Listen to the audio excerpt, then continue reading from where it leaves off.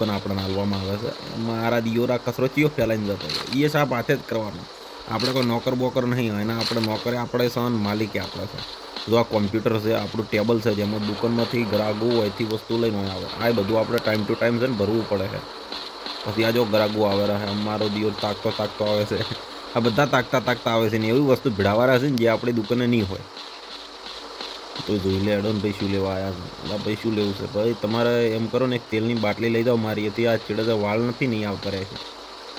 કચરો મારો છો ગ્રાહકો હજી હવે આવ્યા છે ને કચરો પહેલથી આવતો રહ્યો આપણામાં. લો તો કચરા પડીને ડબ્બો આરથી જ લઈને ફરવો પડે. લો એને કોક તો લીધું છે, સણા મમરાનું પેકેટ લીધું, મરસાનો થેકલો લીધો. ઓમ કરીને ઓમ કરશે ને તો આપણે પાવ થઈ જશે. લો 100 રૂપિયાની વસ્તુ લીધી, મોટો કસ્ટમર હતો.